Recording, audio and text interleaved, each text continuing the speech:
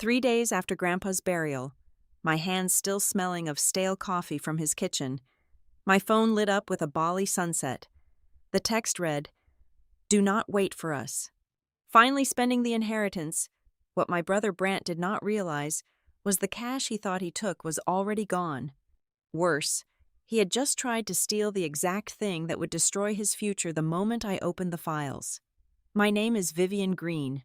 I am 36 years old, born and raised in the heavy, humid embrace of the South Carolina Lowcountry. Right now, I am standing in the exact center of a silence so profound it feels like a physical weight pressing against my chest.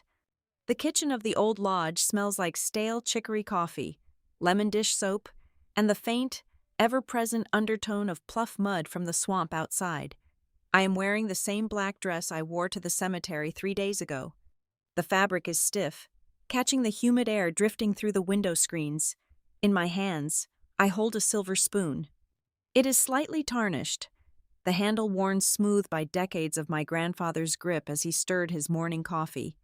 Then, the screen of my phone on the counter lights up. A single chime cuts through the thick quiet of the room. I do not wipe my hands immediately. I let the warm, soapy water drip from my fingers onto the faded linoleum floor as I lean over to read the screen. The image loads slowly. It is a photograph of a vivid orange and purple sunset over a pristine beach in Bali. A pair of crystal glasses sit on a woven table in the foreground. Beneath the image is a short string of text from my older brother, Brant. "Do not wait for us. Finally spending the inheritance." In the movies, this is the moment the sister screams. She throws the phone against the wall, shattering the glass. She drops the antique spoon, letting it clatter into the porcelain sink. She collapses onto the floor, weeping at the cruel audacity of her own flesh and blood. I do none of those things. I do not cry. I do not call him back to demand an explanation. I do not break a single thing in this sacred, quiet house. Instead, I place Silas Green's silver spoon gently onto the drying rack. I pick up a towel, dry my hands meticulously, finger by finger. I look at the text message again. I do not see a brother mocking his grieving sister. I see a premature confession. I see a man who has just walked blindly into a vault, grabbed what he thought was gold, and happily locked the heavy steel door from the inside. To understand the sheer magnitude of Brant's delusion, you have to understand what he thinks he just stole. Grandpa Silas did not leave behind a pristine, antebellum mansion dripping with Spanish moss and historical prestige. He left behind Marsh Lantern Lodge. To the untrained, impatient eye, specifically, to Brant and his relentlessly polished wife, Audra Vale, the lodge is a dying dinosaur. It is an old, weather-beaten motor lodge hugging the muddy edge of the salt marsh. It features a sagging wooden dock, a chaotic outdoor repair shop where boat engines sit in various states of disassembly, and a neon sign that buzzes with a desperate, failing electricity every night. They look at this place and see a burden. They see an unliquidated asset, a pile of rotting wood standing in the way of a quick payout. But I know what Marsh Lantern Lodge really is. I know that beneath the peeling teal paint and the smell of marine grease, this place sits on exactly 17 acres of prime coastal real estate. 17 acres that border a major commercial shipping route. The county is quietly preparing to expand. More importantly, this is my entire childhood. This is the front desk where my grandmother used to write out guest receipts with a blunt yellow pencil, the graphite smudging against the cheap paper. This is the dock where Grandpa Silas taught me how to tie a bowline knot before I could even ride a bicycle. This is the very porch where he taught me how to look a man in the eye and determine, within 60 seconds, if he was speaking from his heart or if he just smelled money in the water. Brant and Audra have spent the last 5 years whispering about the lodge as if it were a carcass waiting to be divided. They tolerated the humid family dinners, the scent of engine oil, and the slow, agonizing decline of Silas's health solely for the promise of the deed. To them, the lodge was just a stubborn obstacle. To me, it was a living, breathing promise I swore to keep. Looking at the brightly lit photo of the Bali sunset, a cold, sharp clarity settles over me. Brant sent this message thinking he has orchestrated a brilliant, ruthless checkmate. He wants me to picture him sitting thousands of miles away, sipping a high-end cocktail, invincible and rich, while I am left behind in the dusty, grief-stricken ruins of our grandfather's life, choking on funeral ashes and unpaid bills. He wants to be the winner. He wants me to be the devastated little sister who arrived too late. What Brant does not know is that I was not late. I was exactly 24 hours early. He sent that message believing he had successfully drained the primary operating accounts. He believes the digital wire transfer he initiated in the chaotic aftermath of the burial went completely unnoticed. But while he was busy packing designer resort wear and congratulating himself on his own hollow cleverness, I was sitting at my laptop in the dark. I had already locked down the withdrawal rights. I had already transferred the true operating funds into a newly established, impenetrable estate account. And, because I know exactly how my brother's mind works, I left a carefully calculated decoy balance in the old account. I left just enough funds sitting there so the banking portal would still appear active, allowing his fraudulent transfer to register, process, and ultimately trap him. I gave him the rope. He gleefully draped it around his shoulders and booked a first-class flight to paradise to celebrate. The juxtaposition is almost poetic. Half a world away, Brant and Audra are bathing in golden hour light, toasting to their stolen wealth, entirely consumed by a greed that makes them feel utterly untouchable. Here, in the quiet dimness of South Carolina, I am surrounded by the heavy scent of funeral flowers, the dust of a long life lived, and the ironclad legalities of Silas Green's final wishes. They think they are standing in the sun. They do not realize they are standing on a trapdoor. I turn away from the kitchen counter, leaving the phone face up. My footsteps echo softly on the original hardwood floors as I walk down the narrow hallway toward the back office. The air in here is thick with the smell of old paper, leather, and Grandpa's pipe tobacco. I step behind the heavy oak desk that dominates the room. I do not sit in his leather chair. Instead, I kneel on the woven rug and pull open the heavy bottom right drawer. It squeaks, a familiar, comforting sound. Inside, past the old ledger books and the spare keys to the boat motors, lies a single, manila envelope. The paper is crisp, distinctly out of place among the yellow documents surrounding it. I reach out and pick it up. The heavy stock paper feels solid against my fingertips. Across the front, written in Grandpa Silas's unmistakable, sharp, slanted handwriting, is a single sentence. It is not a greeting, nor a traditional farewell. It is an instruction, penned by a man who knew exactly what kind of blood ran in his grandson's veins. If Brant is in too much of a hurry, you will know what to do. I run my thumb over the blue ink. The anger that had been simmering deep in my stomach for the past 3 days hardens into something entirely different. It becomes ice.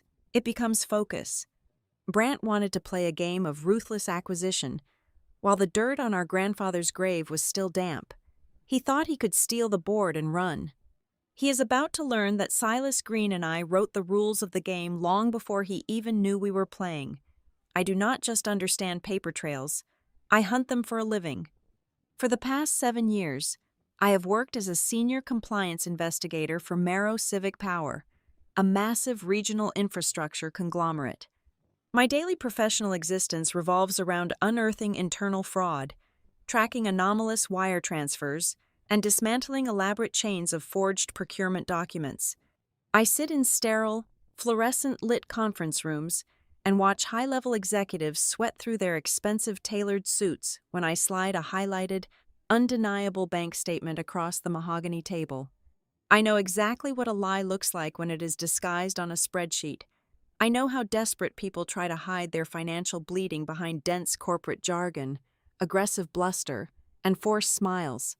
Grandpa Silas knew this about me when he deliberately bypassed the traditional, expected hierarchy of our family to leave the heavy lifting of his estate to me. It was not an act of blind grandfatherly favoritism. Silas Green was a deeply pragmatic man who trusted calluses over compliments. He did not hand me the legal reins because I was the sweet, dutiful granddaughter. He handed them to me because I was the absolute only person in our entire bloodline who actually read the fine print on a binding contract. I was the only one who truly understood the unforgiving, brutal current of cash flow.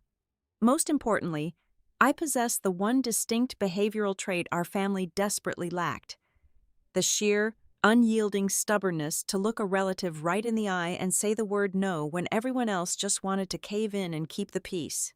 Brant is 4 years older than I am, and for his entire life, that 4-year head start was all the leverage he ever needed to dominate the room. He is undeniably handsome, possessing the kind of easy, effortless charm that makes people forgive him before he even finishes apologizing for whatever mess he just made.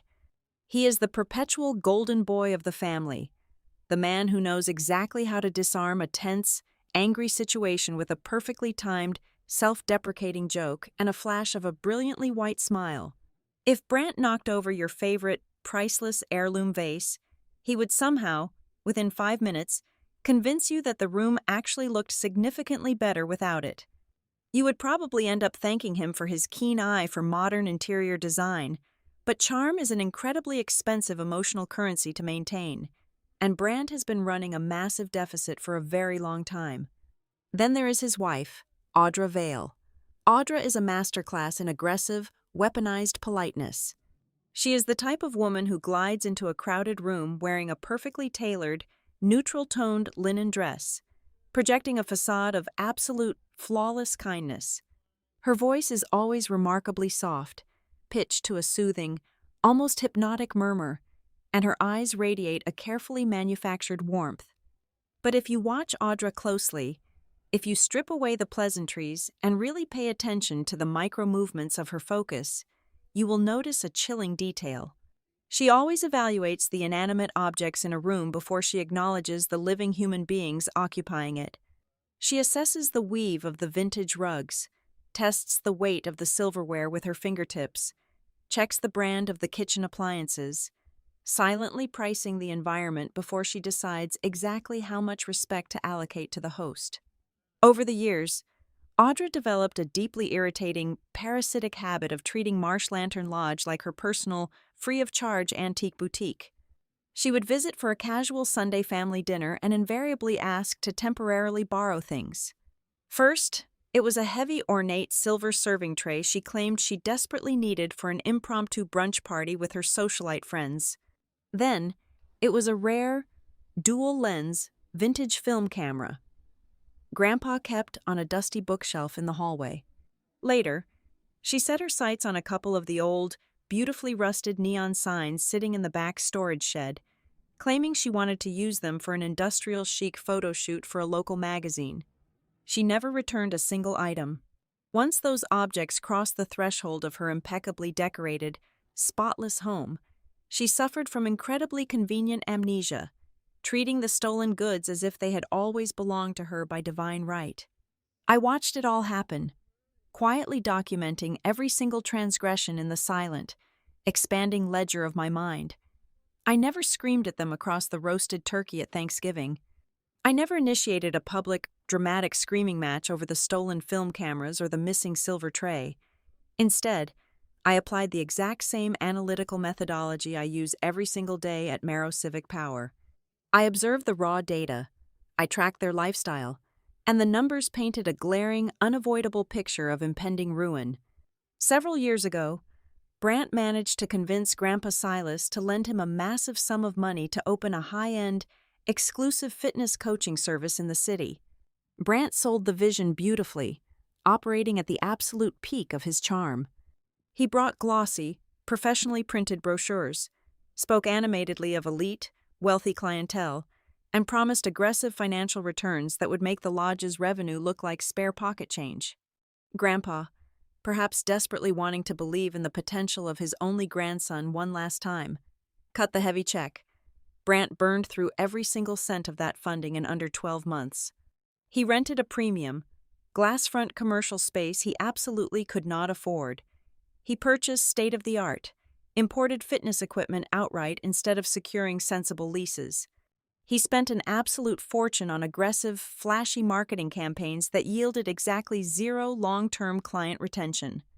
When the business inevitably imploded, leaving behind a massive, smoking crater of broken commercial leases and furious, unpaid vendors, Brant did not display a single ounce of genuine remorse. He sat out on the wooden porch of the lodge, casually sipping an expensive craft beer, and smoothly referred to the catastrophic loss of Grandpa's life savings as a necessary business lesson. He waved off the monumental failure as if he had just accidentally misplaced a $20 bill, completely insulated from the crushing financial gravity of his own spectacular incompetence. While Brant and Audra continued to project an immaculate image of affluent success to the outside world, I saw the rapidly fraying edges of their reality. Because I know exactly where to look, I saw the late credit card payments quietly accumulating punishing interest rates. I noticed the high-interest personal loans being rolled over, desperately restructured to buy them just 2 or 3 more months of breathing room. I saw the commercial property lease for the failed gym get terminated early for severe non-payment. They continued to host lavish, heavily catered dinner parties to maintain their fragile social standing. But I happened to know the local caterer they used, and I knew those elaborate, expensive invoices were always paid 30 to 60 days late, usually only after a barrage of frantic, pleading phone calls from the vendor.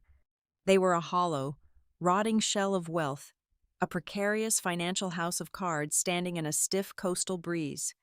And the only thing keeping them from total, public collapse was the deeply misguided, desperate belief that the very moment Grandpa Silas died, the immediate sale of the 17 acres beneath Marsh Lantern Lodge would magically wipe their slate clean and fund their delusions for another decade.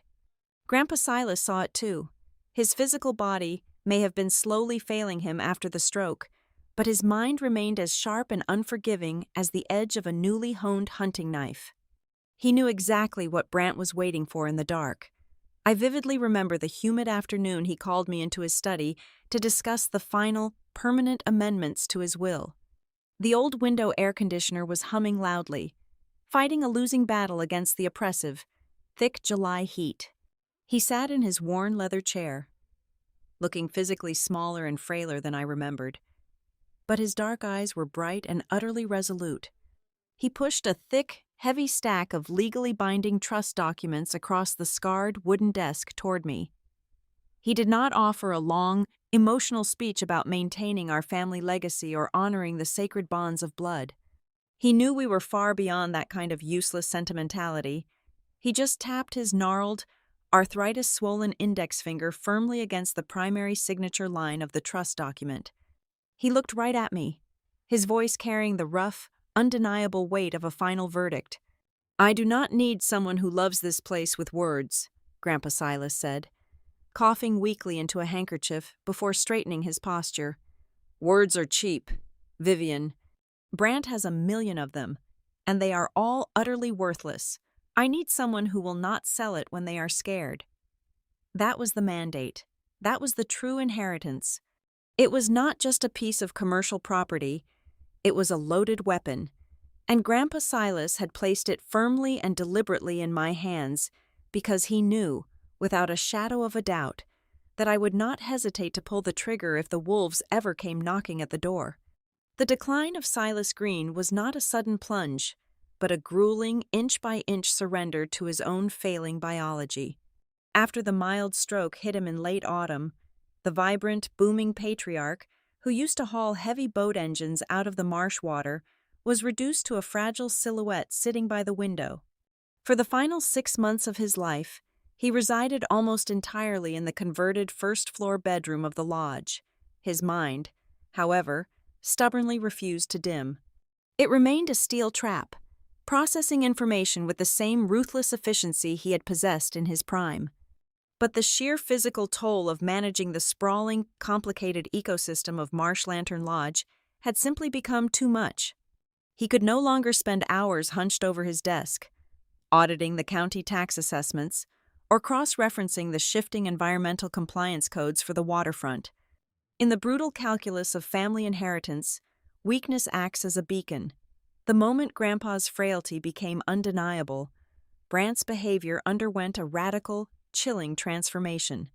Historically, Maintaining consistent communication with my brother required immense effort. Getting him to answer a basic question about holiday scheduling usually took 3 business days and multiple follow-up texts. Suddenly, he was the model of attentive devotion. His phone calls arrived with alarming regularity, sometimes 2 or 3 times a week. He always led with his signature, effortless charm, asking about Grandpa's blood pressure or his appetite, but the pivot was always swift and entirely transactional. He would smoothly transition from discussing physical therapy to casually asking how the lodge's primary operating accounts were handling the influx of medical bills.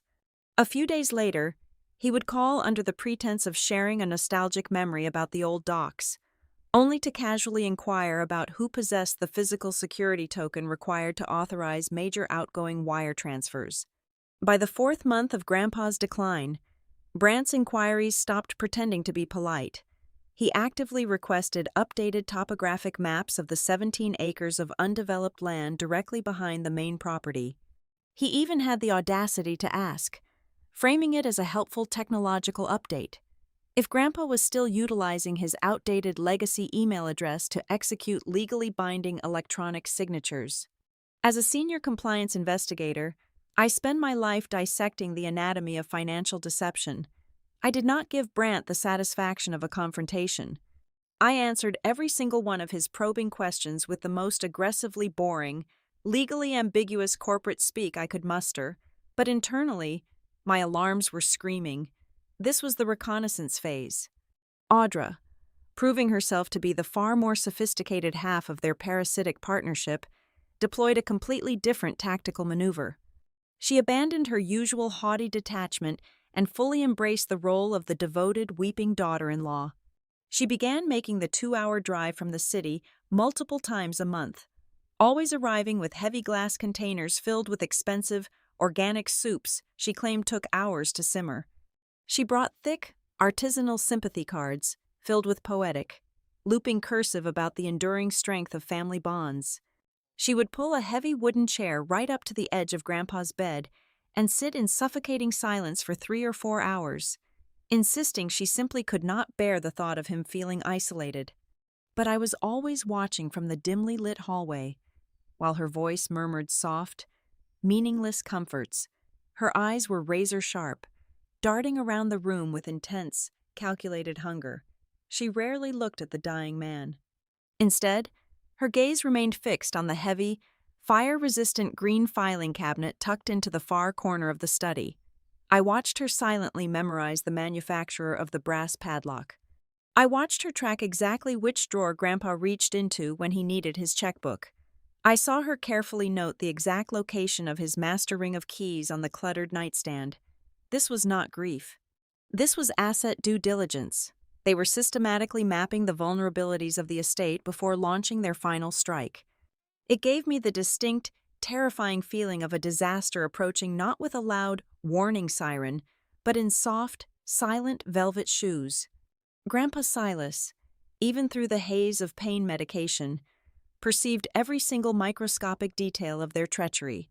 He did not waste his final reserves of energy screaming at them.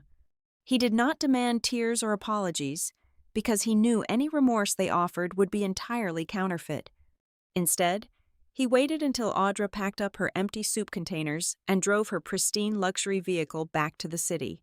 Then, he looked at me, his breathing shallow but his eyes completely lucid, and told me to summon Lila Boone. Lila was a terrifyingly competent estate attorney. She wore impeccably tailored, severe suits and spoke with a quiet, lethal precision. When she arrived at the lodge, we bypassed the comfortable living room entirely. The 3 of us convened around the scarred wooden kitchen table, forming a tight, impenetrable war council. Under Lila's aggressive legal orchestration, Grandpa systematically dismantled the existing ownership structure of his entire life's work.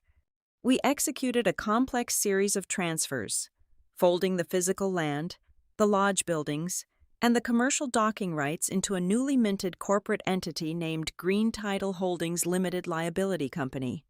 The operating agreement was a masterpiece of defensive legal engineering.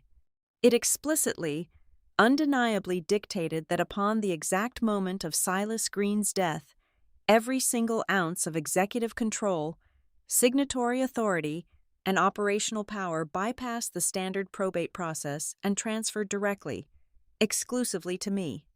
But that restructuring was merely the outer defensive wall. The true payload, the secret that made the property worth fighting for, was the deal Grandpa had been quietly cultivating in the shadows. Those 17 acres of overgrown, mosquito-infested land behind the lodge were not a worthless swamp. A massive, fiercely private global logistics conglomerate, known as Blue Meridian Freight, had identified our specific, muddy water frontage as the absolute critical choke point required for their upcoming eastern seaboard expansion. They wanted to execute a 99-year commercial ground lease.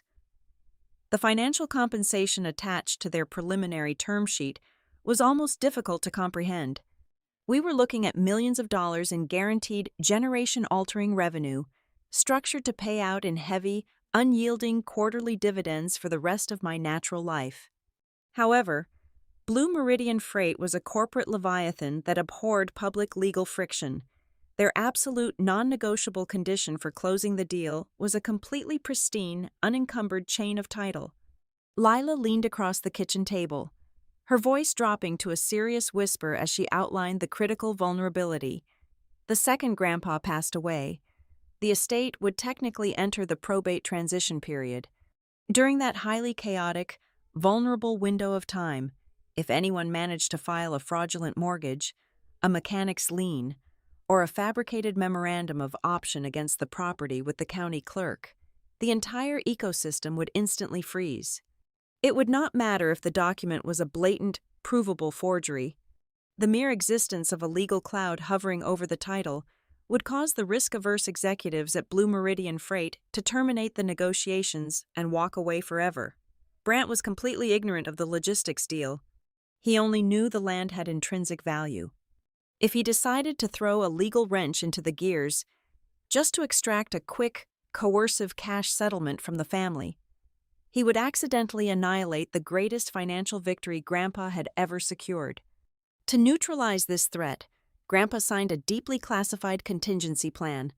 It was a scorched-earth legal directive, a poison pill designed to instantly and permanently disinherit any beneficiary who attempted to encumber, leverage, or sell the property during the fragile transition period. We locked the heavily notarized documents deep inside Lila's secure vault, told absolutely no one, and waited for the inevitable betrayal. The dam broke exactly 2 weeks before Grandpa drew his final breath. It was a Tuesday evening. The coastal air was thick, suffocatingly humid, and carried the sharp metallic scent of an approaching thunderstorm. I had stepped out through the back kitchen door to take the heavy bags of recycling to the bins. As I rounded the corner of the wraparound porch, the sound of crunching gravel stopped me dead in my tracks. Brant was standing near the edge of the rotting wooden railing, half swallowed by the creeping, long shadows of the Spanish moss swaying above him. He was completely alone, gripping his smartphone tightly against his ear. He had entirely dropped his booming, charismatic persona. He was speaking in a rushed, frantic whisper, his free hand raking nervously through his carefully styled hair as he paced back and forth across the damp wood. I held my breath, pressing my back flat against the cold, damp siding of the lodge, and listened intently to the darkness. His voice carried just enough over the sound of the rising, turbulent wind. "I do not care what the expedited filing fee costs," Brant hissed into the receiver, his tone dripping with a toxic, desperate mixture of panic and raw greed. "Just need the paperwork out before the other side closes. The rest runs itself." He aggressively ended the call, shoving the phone deep into his jacket pocket, and took a long, shaky breath before forcing his posture back into its usual, arrogant slouch. I stayed perfectly still, hidden in the deep shadows. Long after he walked back inside the lodge, the storm finally broke overhead, heavy rain violently lashing against the tin roof. I did not feel an ounce of fear or sadness. I felt the cold, terrifying, absolute calm of a hunter who finally sees the whites of the predator's eyes. Brant was actively mobilizing his forged paperwork. He genuinely believed he was running a brilliant race against the ticking clock of a dying man. He had absolutely no idea he was actually sprinting headfirst into a meticulously crafted legal guillotine. The performance began before the coroner even finalized the preliminary paperwork. When the day of the memorial service arrived, the heavy, suffocating humidity of the South Carolina coast hung over the lodge like a wet woolen blanket. Through it all, my brother and his wife executed a flawless, agonizingly perfect pantomime of unimaginable grief. Brant stood by the heavy oak double doors of the local chapel, shaking hands with every single weathered fisherman, local vendor, and distant cousin who walked through the threshold. He possessed the uncanny ability to produce a single, dignified tear perfectly timed to the climax of his own eulogy. He spoke beautifully about legacy, about the calluses on our grandfather's hands, and about the irreplaceable void left in our family. Audra was a masterclass in supportive sorrow. She wore a tailored, understated black dress, her makeup intentionally minimal, her hair pulled back to expose a face etched with a carefully manufactured, quiet devastation. She spent the entire morning physically arranging the cold metal folding chairs in the reception hall, repeatedly refusing offers of help with a brave, trembling smile, ensuring every single attendee witnessed her grueling, selfless labor. It was a brilliant show, but I was not watching the tears. I was watching the underlying mechanics. Within the first 48 hours after the heart monitor flatlined, the masks began to slip in incredibly calculated, microscopic increments. The family gathered back at the main house of the lodge, the air thick with the scent of white lilies and catered fried chicken. Over the clinking of ice and bourbon glasses, Brant managed to corner me in the hallway 3 separate times. He never raised his voice. He kept his tone incredibly gentle, almost soothing, adopting the persona of a fiercely protective older sibling. His message, however, was a relentless, rhythmic hammering against the foundations of the estate. He kept repeating, with slight variations, that we needed to ensure absolutely everything was divided equally. He insisted it was the only honorable way to respect the dead. He pushed this aggressive narrative of a 50-50 split, despite the glaring legal reality that the official reading of the final will had not even been scheduled yet. Then came the first actual trap. We were standing in the dim light of the kitchen, the low hum of the old refrigerator filling the silence. Brant took a slow sip of his drink, looked down at his polished leather shoes, and let out a heavy, exhausted sigh. He suggested, casually, that we should completely delay filing the initial probate documents with the county court. He framed it as an act of familial mercy. He argued that the legal bureaucracy was far too brutal to face immediately. He wanted to give the entire family at least a month to simply breathe, to process the profound emotional trauma, before we invited the government to dissect our lives. To the untrained ear, it sounded like the plea of a grieving, overwhelmed grandson. To a seasoned compliance investigator, it sounded exactly like a burglar standing on your front porch, politely asking you to please leave your deadbolt unlocked for a few more nights so you do not strain your wrist turning the key. He needed the official legal record to remain completely blank. He needed that administrative blind spot to file his forged documents without triggering an immediate, automated alert from the county clerk's office. While Brant ran the psychological interference, Audra executed the physical reconnaissance. She had appointed herself the chief custodian of the grieving household, gliding from room to room with a damp cloth and a bottle of surface cleaner, insisting she simply needed a mundane task to keep her mind occupied. I sat quietly in the corner of the dining room, pretending to read a stack of condolence cards, and tracked her reflections in the glass panes of the antique china cabinet. She was not cleaning. She was cataloging. When she slipped into the back administrative office, I saw her pull her smartphone from her pocket. She did not take sweeping, sentimental photos of the room. She zoomed in. I watched her photograph the heavy brass combination dial of the floor safe hidden beneath the window. She snapped close-up, high-resolution images of the specific cylinder lock securing the green filing cabinet. She captured the laminated whiteboard detailing the precise shift rotations of the marina staff. carefully noting exactly when the property would be understaffed. The most chilling detail was watching her crouch down and photograph the faded foil emergency contact sticker issued by our local community bank, which was adhered to the underside of the main desk drawer. She was gathering the raw data points required to bypass security protocols. By the second evening, Brant shifted his strategy from delaying the legal process to actively probing the financial plumbing. He sat across from me at the kitchen table, angrily rubbing his temples, launching into a loud, theatrical complaint about the inhumane nature of modern banking. He cursed the institutions that immediately freeze the assets of the deceased, leaving grieving families unable to pay for basic funeral expenses. It was a brilliantly disguised interrogation. Wrapped inside his angry venting were incredibly specific, highly technical questions. He casually wondered aloud about the exact, minute-by-minute daily cutoff times for initiating outgoing commercial wire transfers. He pondered the specific legal duration of temporary signatory authorizations when the primary account holder was deceased but the business entity remained active. He was crowdsourcing his own bank fraud, trying to verify his timeline against my institutional knowledge. I gave him absolutely nothing, feeding him vague, generic platitudes about how complicated corporate compliance can be, watching the hidden frustration tighten the muscles in his jaw. The climax of their covert operation occurred the following afternoon, beneath the merciless, beating sun of the cemetery. The heavy bronze casket was suspended over the dark, freshly dug earth. The local pastor was delivering the final, solemn commendation. The crowd was a sea of black umbrellas and bowed heads. I stood in the front row, the crushing reality of the loss finally threatening to break through my professional detachment. Then, out of the corner of my eye, I saw Brant aggressively pat the pockets of his suit jacket.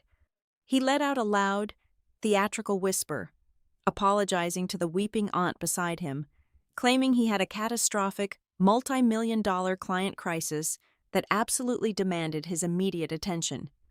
He turned his back on the open grave and walked briskly away, his expensive shoes crunching loudly on the gravel path as he headed toward their rental vehicle. Less than a minute later, Audra vanished. She did not make an excuse. She simply dissolved into the dense crowd of mourners moving toward the parking lot. I kept my eyes fixed on the casket, but I started counting the seconds in my head. I tracked her absence with the cold precision of a stopwatch. She was gone for exactly 17 minutes. 17 minutes is not a bathroom break. 17 minutes is not a moment of quiet reflection in the shade of a weeping willow. 17 minutes is the exact amount of time required to sit in the passenger seat of a soundproofed luxury SUV, pull out a laptop, connect to a mobile hotspot, and execute a coordinated series of digital commands utilizing stolen account information, while the only person capable of stopping you is standing over a grave. When the final handful of dirt was thrown, and the last mourner offered their condolences, I drove back to the empty, silent lodge. The sun had set, plunging the property into deep, suffocating darkness. I did not pour a drink. I did not collapse onto the sofa and finally allow myself to weep. Instead, I walked straight into the back office, locked the heavy wooden door behind me, and opened my laptop. I did not bother with the automated customer service lines. I directly dialed the personal cellular number of the regional treasury manager at the community bank, a woman I had professionally collaborated with on multiple fraud investigations over the years. Operating entirely within the ironclad, predetermined legal authority granted to me by the secret corporate restructuring, I executed a total financial evacuation. I systematically severed the primary operating accounts from their legacy routing numbers. I transferred the massive, accumulated cash reserves of the estate into the newly established, completely insulated trust account. I immediately reset every single digital access token, invalidating any login credentials Brant might have harvested. But I knew a completely frozen account would trigger an immediate panic, forcing Brant to pivot and potentially cause unpredictable chaos. So, I built a mirage. I deliberately left exactly $2,000 sitting in the old, compromised operating account. It was a mathematically perfect decoy balance. It was just enough money to allow the bank's automated portal to show an active, positive status, allowing a pending transaction to register in the system without instantly bouncing back an aggressive insufficient funds error. It was enough to make a thief believe the vault was still wide open. The next morning, the heavy silence of the lodge was broken only by the distant calls of the marsh birds. I walked into the kitchen and saw the coffee pot was completely cold. The rental vehicle was gone from the gravel driveway. Brant and Audra had quietly packed their designer luggage before dawn and raced to the international terminal. They were currently sitting in first-class seats on a flight bound for the other side of the planet. They were soaring through the clouds, drinking champagne, absolutely convinced that their 17-minute operation in the cemetery parking lot had secured their financial salvation before the ashes on the altar had even begun to cool.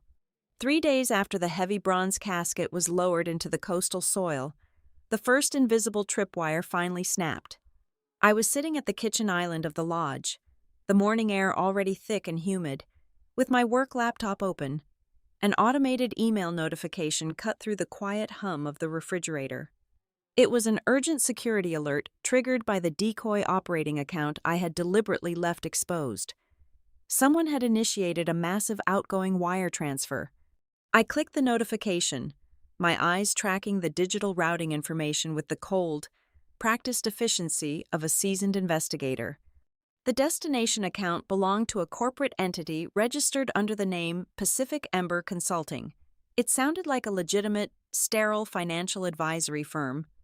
But I spend 40 hours a week dismantling corporate veils for Mero Civic Power. It took me exactly 4 minutes of cross-referencing state tax registries to expose the truth. Pacific Ember Consulting was not a financial firm at all. It was a boutique, high-end travel agency registered to a woman who just happened to be Audra's former college roommate. Brant and Audra were attempting to directly drain the lodge's operating funds to pay for their luxurious Bali escape, routing the stolen inheritance through a friend's business to wash the transaction. That was the first strike. But before I could even take a screenshot of the pending wire authorization, my cell phone vibrated violently against the granite countertop. The caller ID displayed the name Nora Cade. Nora was a veteran title officer at the county clerk's office. She had traded summer tomatoes and harsh local gossip with Grandpa Silas for over 2 decades. When I answered, she did not offer a gentle greeting or polite condolences. Her voice was tight, clipped, and radiating absolute professional panic. She informed me that a highly suspicious document had just been electronically slipped into the county recording queue, flagged against the specific parcel of land sitting beneath Marsh Lantern Lodge. It was a memorandum of option. According to the digital filing, this document formally granted a ruthless, private finance firm known as Sunbar Capital Recovery, the exclusive, prioritized right to purchase or place a legal hold on the entire property. My blood ran completely cold. The travel agency wire transfer was a petty theft, a frantic grab for spending money, but this county filing was an existential threat. If that memorandum of option survived on the public land records for even a few days, it would act as a massive, flashing hazard sign to the corporate risk assessment team at Blue Meridian Freight. The logistics leviathan demanded a completely pristine, unencumbered chain of title before they would ever sign the 99-year commercial lease. The mere existence of a sudden disputed option from a predatory private capital firm would kill the multi-million-dollar agreement instantly. The true generational wealth of the estate would simply evaporate before the rest of the family even realized it existed. I did not panic. I mobilized. I immediately dialed Lila Boone. Within 30 minutes, the two of us launched a synchronized, aggressive 3-pronged legal offensive from the back office of the lodge. First, Lila drafted and filed an emergency injunction to formally freeze the title, throwing a massive, impenetrable legal block against the Sunbar filing to prevent it from officially attaching to the deed. Second, I leveraged my corporate compliance credentials and aggressively contacted the bank's internal fraud department, demanding the immediate preservation of the raw, unedited server access logs for the compromised operating account. Third, we submitted an expedited, legally binding request to the County Information Technology Department, demanding the back-end metadata for the electronic filing of the fraudulent memorandum. When you know exactly where to strike the system started producing hard evidence. By the afternoon, the digital forensics began to roll in, and the evidence was remarkably sloppy. The first piece of the puzzle we isolated was the memorandum itself. Lila pulled the digitized scan of the document from the county server. It bore a signature desperately attempting to mimic the jagged, sharp cursive of Grandpa Silas. But the fatal flaw was the notary stamp. The official, raised seal meant to legally verify his physical presence and willing signature belonged to a commercial shipping and printing store located over 2 hours north of the lodge. On the specific date stamped in blue ink on that document, Grandpa Silas was actively receiving continuous intravenous fluids in his hospice bed, completely incapable of walking across his own bedroom, let alone driving 2 hours up the interstate to notarize a corporate land deal. The second piece of evidence was a glaring, undeniable digital footprint. The bank's security team successfully isolated the exact Internet Protocol address used to initially download the primary wire transfer authorization forms. I cross-referenced the geographic ping. The request did not originate from a secure terminal in Bali, and it certainly did not originate from the local network at the lodge. The digital trail traced directly back to the residential broadband network registered to Brant's upscale, leased apartment in Charlotte. He had meticulously laid the digital groundwork from his own living room before he had even packed his tailored black suit for the funeral. But the third piece of evidence was the one that felt like a physical blow to the chest. It did not arrive from a server or a legal database, but from a deeply human source. Mac, a weathered, quiet mechanic who had maintained the boat engines for Grandpa Silas for 30 years, knocked tentatively on the office door just as the sun began to set. He looked deeply uncomfortable, constantly shifting his weight from boot to boot, twisting a grease-stained rag in his hands. He confessed that during the crowded, chaotic wake at the main house, he had walked past the back office to use the restroom. The heavy oak door had been left slightly ajar. Through the narrow gap, Mac saw Audra standing behind the desk. She was not crying. She was not looking for old photographs. She was holding Grandpa's heavy brass keyring up to the harsh overhead light, rapidly using her smartphone to photograph the jagged cuts of the keys. Worse, he watched her flip over the bank's digital security token, zooming in to capture the localized serial and synchronization codes printed on the back plastic casing. Sitting in the dimming light of the office, the entire, terrifying architecture of their betrayal crystallized in my mind. I finally understood the full scope of Brant's arrogance. He did not just want to aggressively demand his fair 50% of the estate. He was executing a highly coordinated, dual-layered attack. The wire transfer was the first stab, a frantic effort to rapidly extract liquid cash to fund his failing lifestyle. But the forged paperwork with Sunbar Capital Recovery was the second, truly lethal dagger. He was trying to secretly use forged collateral to sink a massive legal hook into the land itself. His strategy was to intentionally encumber the property, trapping the entire estate in a manufactured, suffocating debt crisis before anyone even looked up from wiping their tears at the cemetery. He wanted to artificially force a desperate fire sale of the land, and he intended to be the one holding the match when the entire legacy burned to the ground. I did not dial emergency services. I did not draft a furious text message to my brother demanding an explanation, nor did I call Audra to threaten them both with absolute legal ruin. The average person, when violently robbed by their own blood, screams. They seek immediate, loud, and chaotic justice. They want to confront the betrayal head-on. But in my line of work, spending countless hours dismantling corporate embezzlement and fraudulent accounting schemes, you learn one universal truth very quickly. A panicked criminal will immediately destroy the evidence, whereas a confident, arrogant criminal will gladly hand it to you on a silver platter. I chose the far more dangerous, deeply calculated path for Brant. I chose to let him continue believing he was a mastermind who had just pulled off the perfect family heist. I left the decoy operating account exactly as it was. The $2,000 I had seeded there remained completely untouched by me. When Brant inevitably logged into his banking portal from his luxury, oceanfront villa, the system would automatically show him a positive balance. It was a carefully calibrated psychological torture.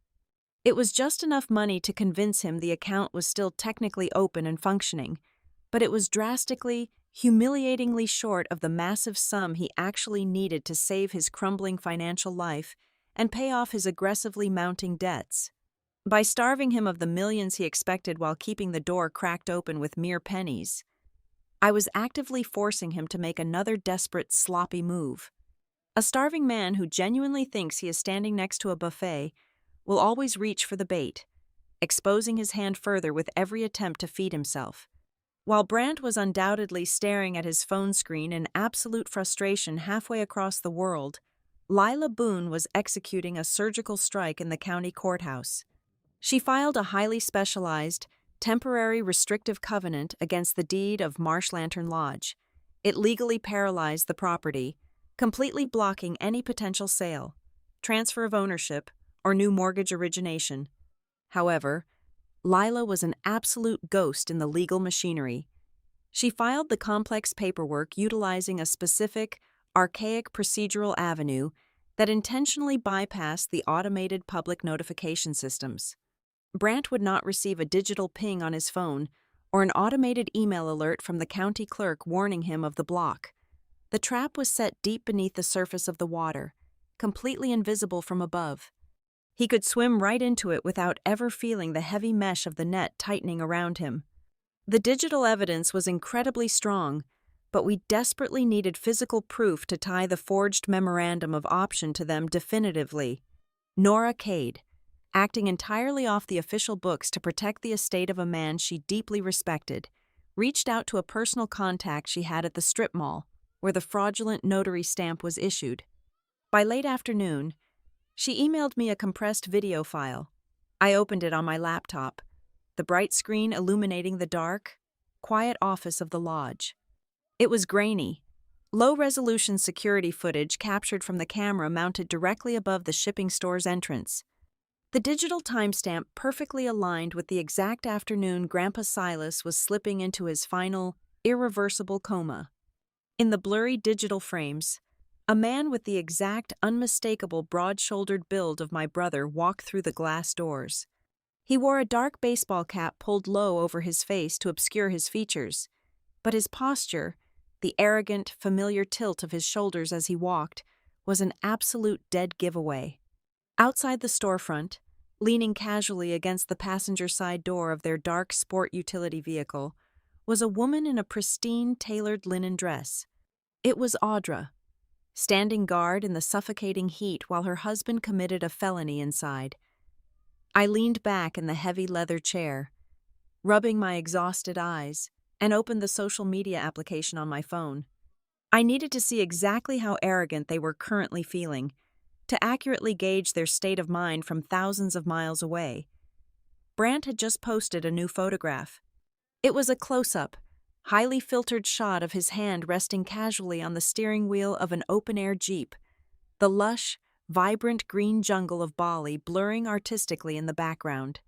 My heart completely stopped, and then it hammered against my ribs with a cold, furious, and violent rhythm. It was not the expensive Jeep or the luxury vacation that caught my immediate attention.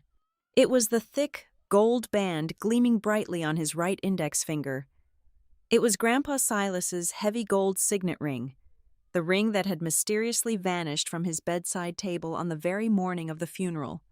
Brant was not just trying to steal our future. He was actively wearing our grandfather's legacy as a cheap, flashy vacation accessory to impress his equally shallow social circle. The absolute, staggering disrespect tasted like battery acid in the back of my throat. The anger threatened to completely cloud my professional judgment, so I immediately redirected the fury into action. I had one massive, critical vulnerability left to secure before the walls closed in. I picked up the office phone and dialed the unlisted corporate number for the acquisition team at Blue Meridian Freight. I navigated through 3 separate layers of executive assistance before finally reaching the lead commercial negotiator. I did not lie to him, but I strictly controlled the flow of information. I formally requested that our pending 99-year lease agreement remain under absolute strict non-disclosure while we finalize the standard, mundane probate procedures. The negotiator agreed, but his voice instantly hardened into a serious, uncompromising corporate monotone. He made it unequivocally clear that Blue Meridian Freight possessed zero tolerance for internal family friction or messy legal battles. If even a whisper of a legal dispute, a contested title, or a predatory private capital firm reached their internal legal department, they would permanently terminate the negotiations and immediately pursue their secondary location options further down the coast. The stakes in the dimly lit room instantly multiplied, pressing down on my shoulders with immense physical weight. This was no longer just a battle over the liquid cash Brant was trying to desperately drain to pay off his failed gym and his maxed-out credit cards. If I made a single procedural mistake, if Brant somehow managed to make his fraudulent Sunbar Capital recovery filing stick to the public record for even a week, I would not just lose the operating funds. I would lose the lease entirely. I would lose the absolute only legitimate, legal pathway capable of generating the capital required to save Marsh Lantern Lodge from being swallowed whole by predatory commercial real estate developers. I was walking barefoot on a razor wire, balancing the entire history and the only viable future of our family over a bottomless drop. Every single move from this point forward had to be completely flawless. I placed my phone face down on the heavy oak desk. The screen briefly illuminated the dark wood, flashing an alert for yet another new social media story uploaded from Brant's luxury resort. I did not bother flipping the device over to look at the picture. I simply stared at the dark plastic casing, the heavy silence of the old lodge wrapping securely around me. My voice was incredibly steady, perfectly calm, and completely devoid of any remaining trace of sisterly affection. "Keep spending," I said quietly to the empty room. "You are just buying more evidence for me." The international call arrived right in the middle of a Tuesday afternoon. I was sitting at the heavy oak desk in the back office, calmly cross-referencing my corporate compliance reports on my secondary monitor, when my personal cell phone began to vibrate against the wood. The screen illuminated with a glaringly long, unrecognized country code. I let it ring 3 times. I wanted the anticipation to stretch, forcing whoever was on the other end to sit in the uncomfortable, static-filled silence of an overseas connection. On the 4th ring, I swiped the screen and brought the receiver to my ear. I did not offer a greeting. "What the hell did you do with his money?" The voice belonged to Brant, but the victorious, mocking bravado from his beachside text message had completely evaporated. His tone was fractured. It was a chaotic, high-pitched mixture of absolute rage and undeniable, creeping terror. The line crackled faintly, carrying the distant, mocking sound of ocean waves crashing against a shoreline thousands of miles away. I leaned back in the heavy leather chair, my posture perfectly relaxed. I did not speak to him like a younger sister wounded by her brother's cruelty. I spoke to him using the exact same clinical, deadpan cadence I use when interrogating corporate embezzlers in windowless conference rooms. "I secured the estate," I replied smoothly. "I transferred the primary operating funds into a legally protected ledger under my sole executive authority. Every single unauthorized digital request you attempted to process is currently isolated and sitting in a locked audit file. You had absolutely no right to touch those accounts." Brant spat, his breathing heavy and erratic into the microphone. "That is family money. You are locking me out of my own inheritance." "I have every right," I countered, my voice dropping to a near whisper. "You, however, have a rapidly expanding legal problem."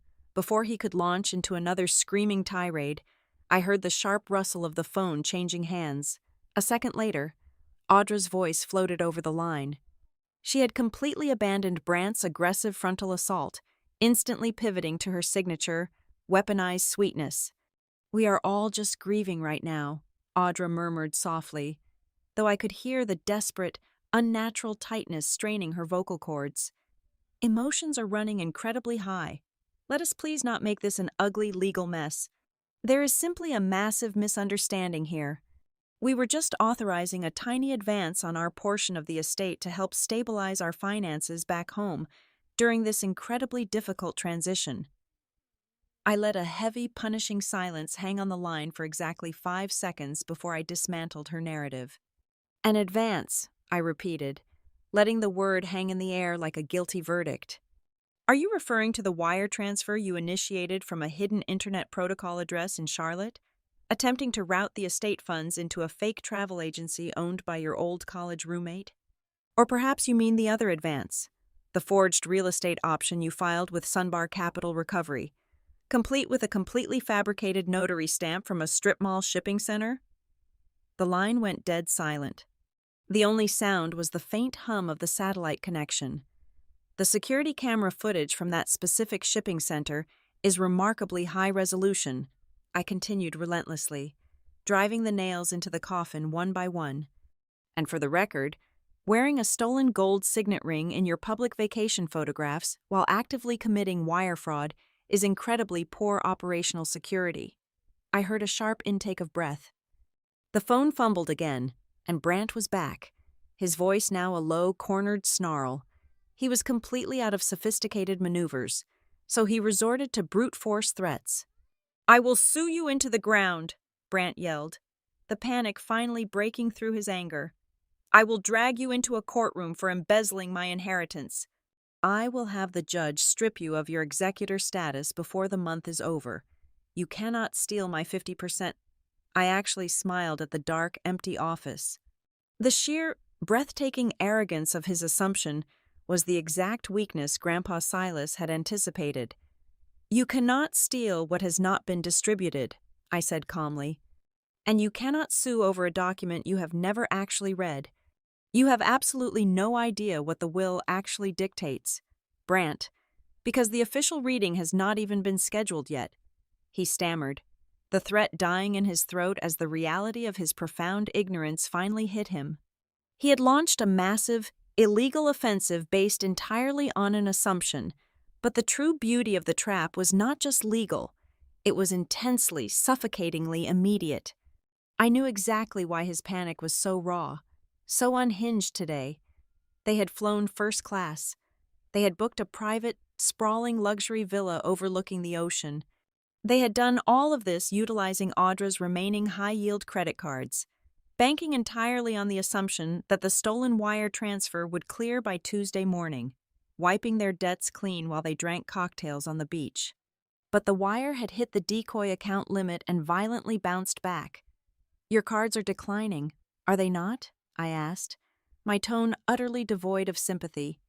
"The resort concierge is likely standing at the front desk right now, politely demanding a valid form of payment for the remainder of your stay. Your shell company friend cannot front the cash. You tried to fund a victory lap with money that never arrived. If you do not find a way to pay that villa invoice, you are going to be permanently stranded in your own arrogant paradise." "You are a monster," Brant whispered, the fight completely draining out of him, leaving only the hollow echo of a ruined man. I ended the call without another word. I placed the phone flat on the desk and watched the screen. The psychological pressure of being trapped in a foreign country with zero liquidity and a mountain of mounting legal evidence is a terrifying solvent. It eats through discipline and logic. I knew Audra would crack first. She was far too calculated to go down with a sinking ship without trying to throw someone else overboard. Less than 2 minutes later, my phone screen illuminated with a rapid-fire sequence of incoming text messages. They were from Audra. It was a frantic, chaotic stream of consciousness, desperately attempting to shift the entire burden of guilt onto my brother. She claimed she was intimidated. She claimed Brant had forced her into the shipping center. She claimed she never wanted any part of the fraudulent notary process. Then, right before my eyes, the messages began to disappear one by one as she panicked and frantically recalled them from the chat application, but my fingers were already resting over the physical buttons of my device. I captured a flawless digital screenshot of the screen before she could delete the final, most damning message in the sequence. The text, frozen forever in my photo gallery, read, "We just needed to sign quickly before the county files showed up." I stared at the captured image, a cold sense of absolute victory settling into my bones. This was the exact moment the entire landscape of the war shifted permanently. Brant was not just a greedy man looking for an unearned payday. He was a deeply foolish man who had essentially recorded his own confession. He had walked right into the flames because he genuinely, fundamentally believed that I would always be too terrified of breaking the fragile illusion of our family to ever hold him accountable. He thought blood was a shield. He was about to learn that, in my hands, it was a weapon. The adrenaline from the international phone call slowly bled out of my system, leaving behind a profound, heavy stillness that seemed to settle into the very foundation of the old building. The lodge was completely silent, save for the rhythmic, distant lapping of the marsh water against the wooden pilings of the dock outside. I sat alone in the dimming light of the back office, the captured screenshot of Audra's deleted confessions safely secured on my encrypted hard drive. I had successfully severed their financial lifeline and trapped them in their own web of deceit. But the war was not over. It was merely shifting from a digital battlefield to a physical one. I pushed my chair back from the desk and walked over to the woven rug covering the corner of the floor. I rolled the heavy fabric back, exposing the reinforced steel door of the floor safe Grandpa Silas had installed over 3 decades ago. The combination was a sequence of numbers only the two of us shared. 4 turns to the right, 3 to the left, 2 to the right. The heavy internal locking mechanism clicked with a satisfying metallic thud. I reached down into the cold, dark cavity and pulled out the single manila envelope resting at the bottom. I had seen it days ago, right after the funeral, but I had left it untouched, waiting for the precise moment the trap required it. Across the front of the heavy paper, written in my grandfather's sharp, unforgiving cursive, was the mandate that had started this entire sequence of events. If Brant is in too much of a hurry, you will know what to do. He had known. He had seen the exact shape of the coming storm long before the clouds ever gathered. I ran my thumb over the brittle wax seal securing the flap of the envelope, then broke it. I tipped the contents onto the scarred wooden surface of the desk. 2 items slid out. The first was a single sheet of heavy cotton paper, neatly folded. The second was a small silver digital storage drive. I unfolded the letter first. The handwriting was slightly shakier than the bold script on the envelope, a testament to his failing physical strength during his final months.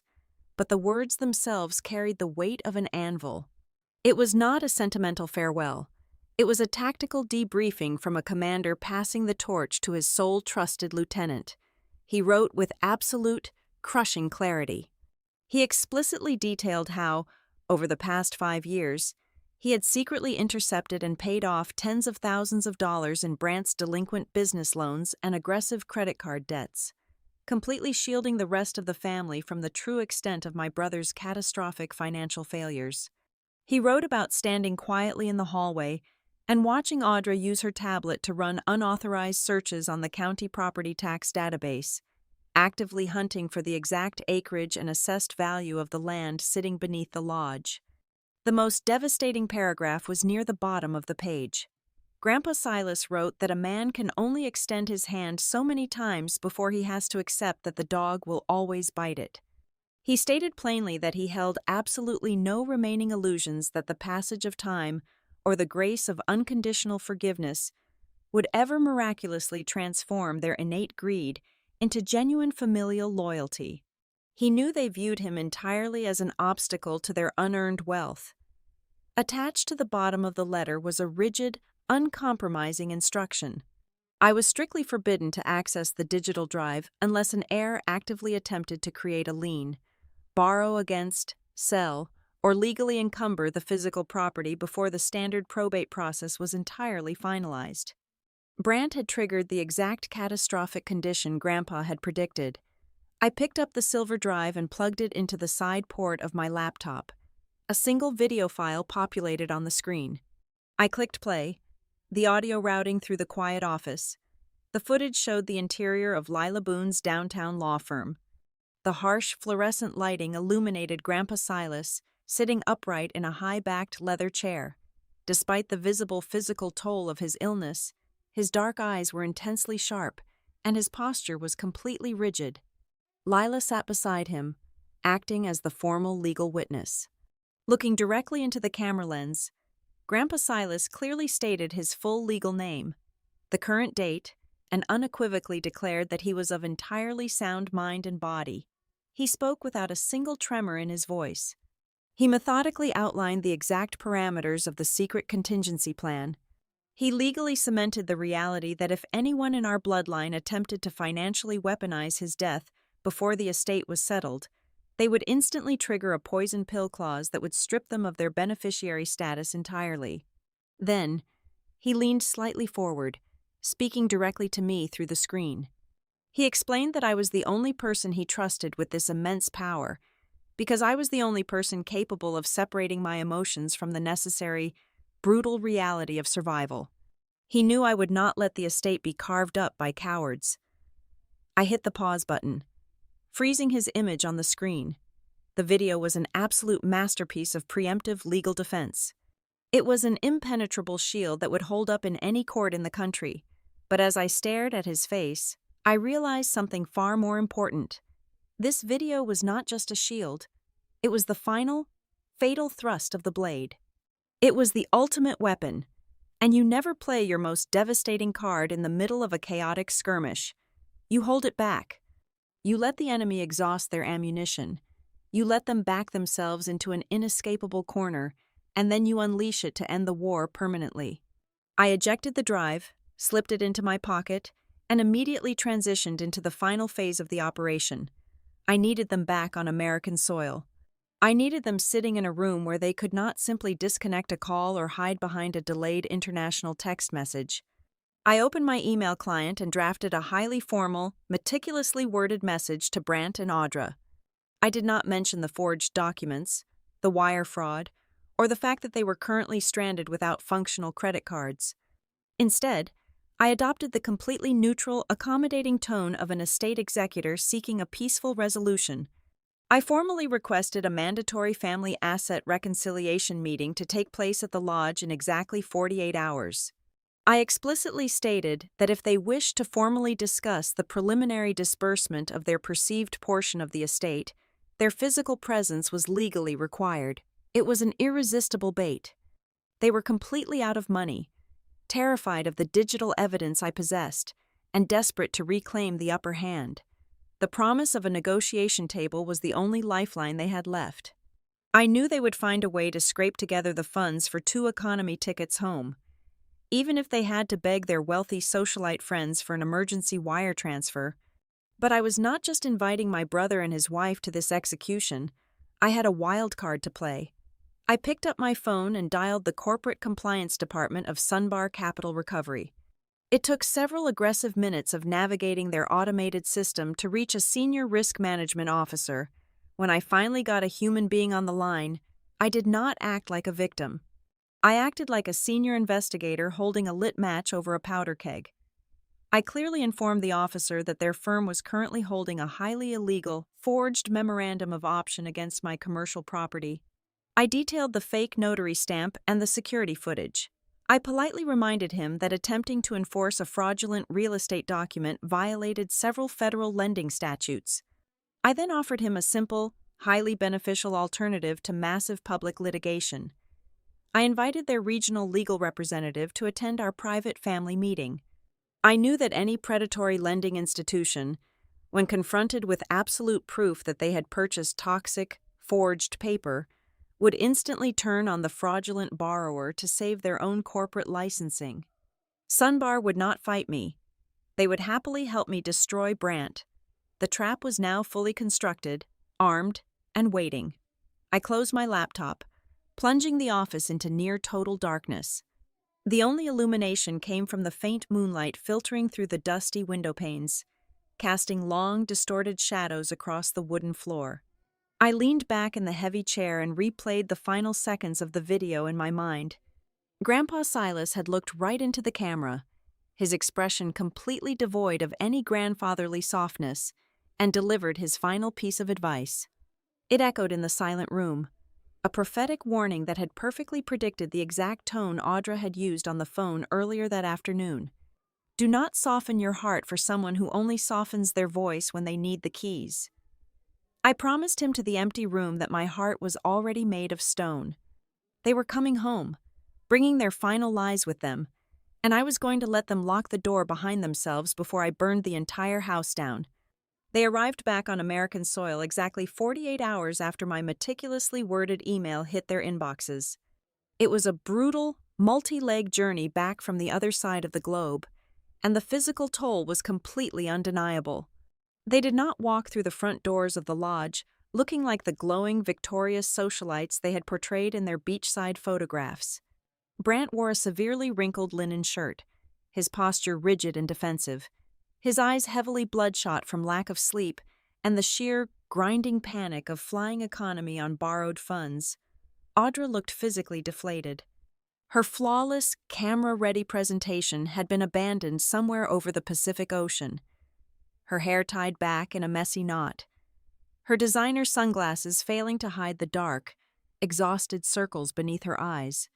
They looked exactly like what they were, two desperate fugitives whose getaway vehicle had violently blown a tire right outside the city limits. But Brant was a cornered predator, which made him exceptionally dangerous. He knew he was walking into a hostile environment, so he launched a preemptive strike before he even parked his rental car on the gravel driveway. When I walked into the main living room of the lodge, the air was suffocatingly hot and thick with tension.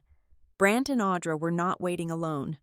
Sitting stiffly on the faded floral sofas were two of our first cousins, Leo and Marcus. Brant had spent his agonizing layovers frantically calling our extended family, painting a brilliant, entirely fabricated masterpiece of victimhood. He had completely twisted the narrative, claiming I had suffered a grief-induced mental break after the funeral. He told them I had aggressively locked him out of his rightful inheritance, seized our grandfather's operational accounts to enrich myself, and maliciously stranded him and his grieving wife in a foreign country without a single dollar to their names. The room instantly felt like a makeshift tribunal. Brant immediately took the floor, pacing across the worn rug, playing the role of the deeply wounded, fiercely protective older brother. He raised his voice just enough to sound authoritative but broken, detailing my supposed cruelty, leaning heavily on the idea that I was aggressively destroying Grandpa Silas's dying wish for family unity. Right on cue, Audra produced a tissue.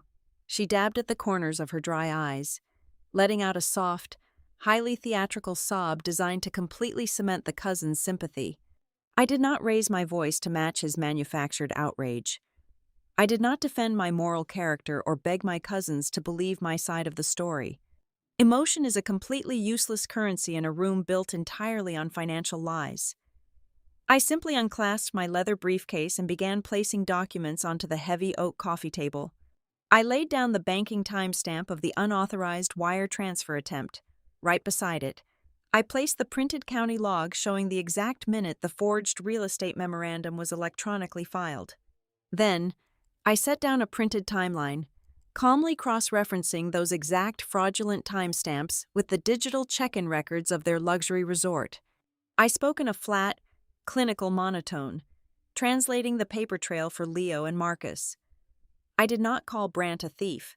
I simply showed them the undeniable math of a robbery perfectly synchronized with a funeral procession. Brant vehemently denied it all. He slammed his hand against the door frame, pointing at the papers and calling them fabricated corporate garbage I had mocked up to steal his half of the estate.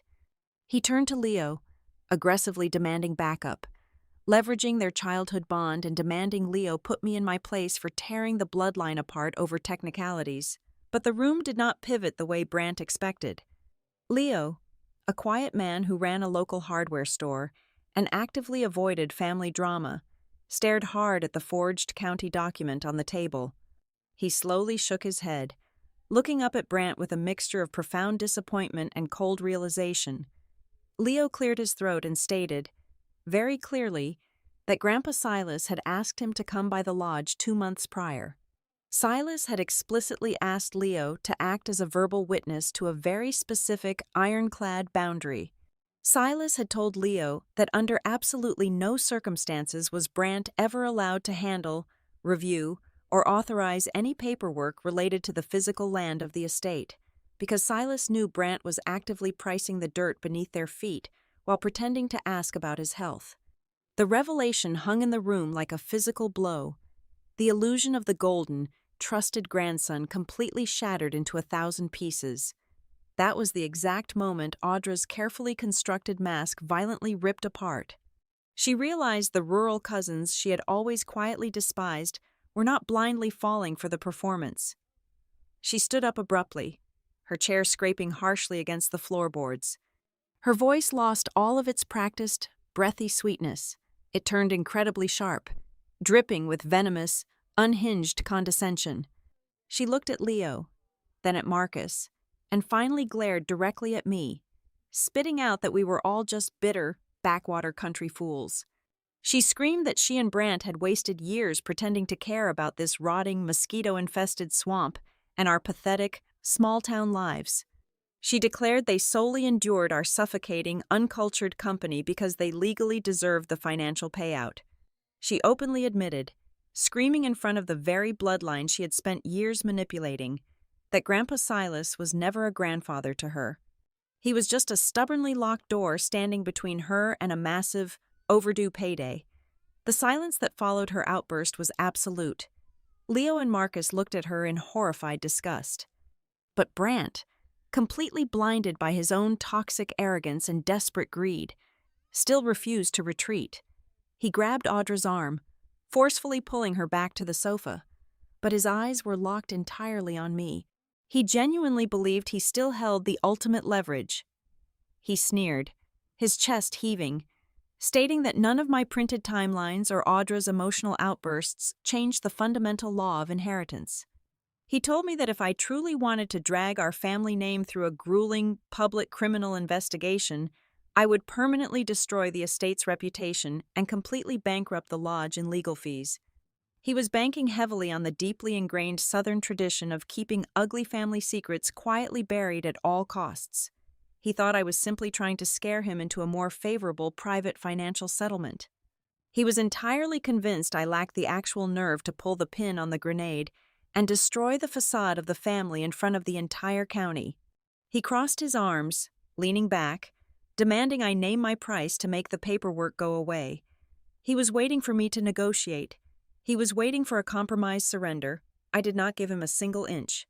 I looked at him, completely absorbing the full spectrum of his delusion, and then I checked my watch.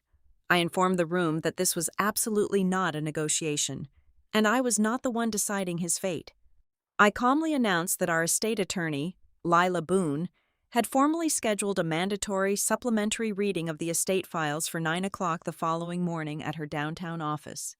I watched the blood completely drain from Brant's face as I explicitly clarified that this was not a standard probate reading.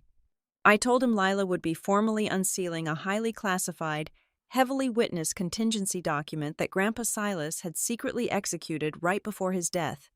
It was a document completely unknown to anyone on earth except Silas, the attorney, and me, and it was going to dictate exactly what happened to a thief who could not wait for the grave to be filled.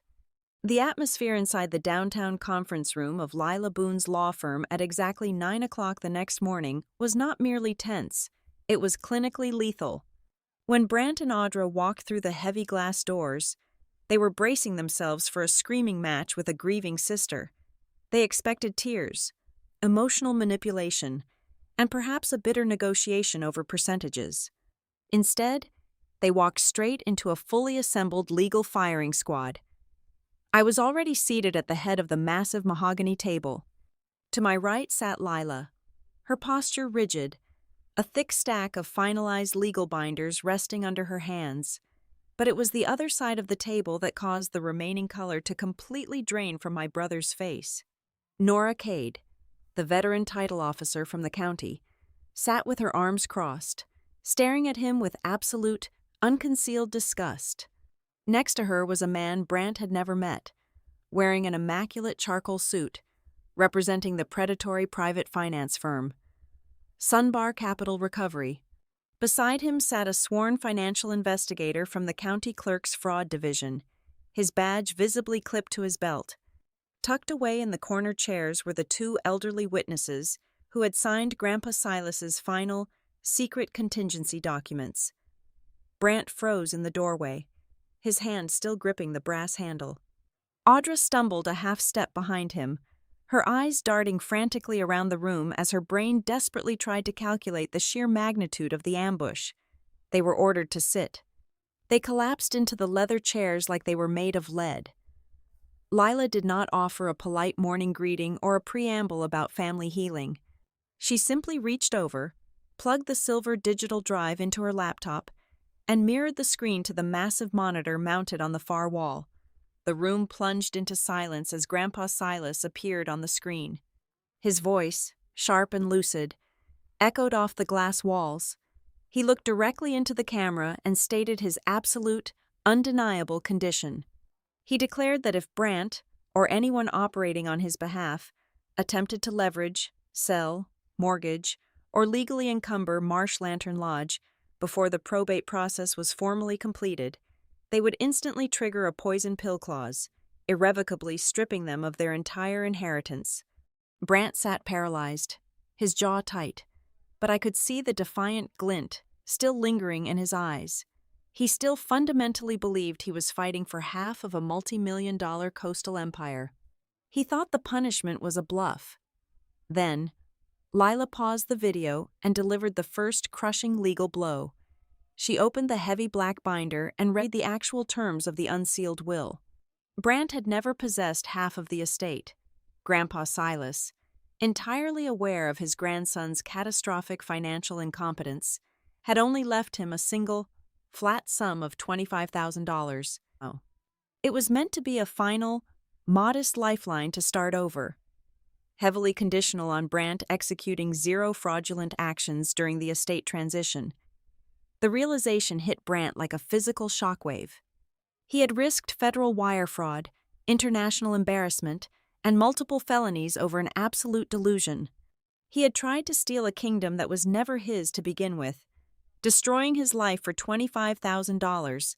But Lila was not finished. She delivered the second strike without missing a beat. Because the fraudulent real estate option had officially been filed with the county, the contingency clause was permanently activated. That $25,000 was instantly forfeited.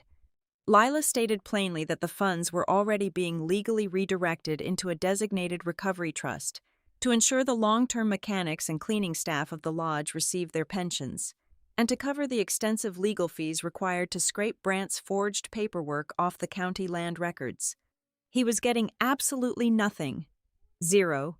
Then came the third twist, the one that completely broke their united front.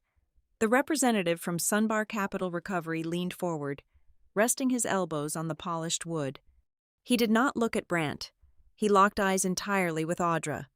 He informed the room that Sunbar did not take kindly to being utilized as a pawn in a family forgery scheme. Their internal security division had completely bypassed the fake notary stamp and traced the digital footprint of the filing directly back to the travel agency owned by Audra's former college roommate. He explicitly stated that Sunbar was preparing to cooperate fully with the state prosecutor. If this dispute moved forward, Audra would not just be facing a civil lawsuit for financial damages. She would be facing direct criminal prosecution for conspiracy to commit real estate fraud. Audra let out a sharp, breathless gasp, her hands violently trembling as she covered her mouth. The flawless, untouchable socialite was suddenly staring down the barrel of a state prison sentence. Brant completely snapped. He slammed both of his fists onto the mahogany table, jumping to his feet, screaming that I had maliciously orchestrated this entire scenario. He pointed a shaking finger at me, yelling that I had deliberately left the bank accounts open to trap him, that I had set a psychological snare to ruin his life. Before I could even open my mouth to respond, the county investigator calmly reached into his briefcase. He pulled out a single, printed sheet of paper and slid it across the smooth table until it rested directly in front of my brother. It was a high-resolution printout of the text message Brant had sent from his luxury villa in Bali, the one Audra had frantically tried to delete. "Do it fast before the girl reads the will." The words sat there in stark, undeniable black and white. It was the absolute definition of premeditated malice. There was no defense. There was no charm left to deploy. The room fell into a suffocating, terminal silence. Brant slowly sank back into his chair, the arrogant fire in his chest completely extinguished, leaving behind only the pathetic, hollow shell of a man who had finally run out of lies. I leaned forward, clasping my hands together on the table. I did not offer a soft negotiation or a sisterly compromise. I offered an executioner's absolute final choice. I pushed two thick, stapled legal documents across the table toward them. It was a comprehensive, ironclad relinquishment of all rights. It dictated that they formally admit they held zero legal or financial claim to Marsh Lantern Lodge, the surrounding land, or any liquid assets of the estate. It required their full, sworn cooperation in actively dissolving the fraudulent Sunbar lien. And finally, I demanded the immediate return of Grandpa Silas's gold signet ring. Sign the papers, give me back his ring, and disappear from my property forever, I said, my voice barely above a whisper, yet it commanded the entire room. If you refuse, or if you even attempt to negotiate a single syllable on those pages, I will stand up, walk out of this room, and hand every single shred of digital and physical evidence over to the district attorney for immediate criminal indictment. You will both go to prison, and I will still keep the lodge. Brant stared at the paper for a long, agonizing minute.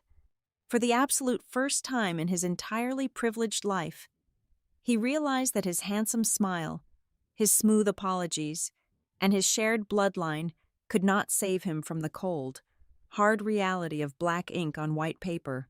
He reached up, slowly sliding the heavy gold signet ring off his right index finger. He placed it quietly on the table. It made a dull, heavy thud against the wood. He picked up the black pen and signed his name. Audra signed immediately after him. She could barely hold the pen, her signature a jagged, frantic scrawl. She did not look up at me.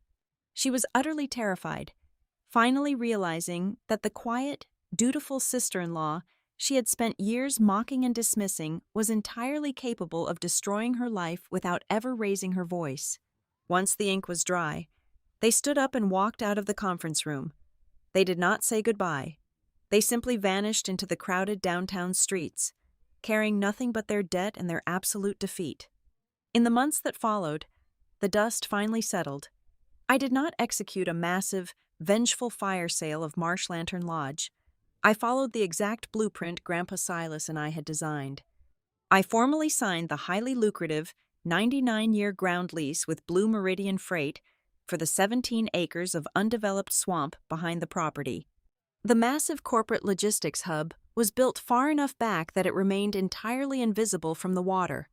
With the massive influx of guaranteed corporate capital, I kept the original lodge, the rotting wooden dock, and the chaotic outdoor repair shop. I hired Mac to run the marina full-time. I poured the money back into the wood and the soil, meticulously restoring the property into a thriving, respectable coastal business proudly bearing our grandparents' name. On a quiet Tuesday evening, exactly 1 year after the funeral, I walked out onto the wooden porch of the lodge.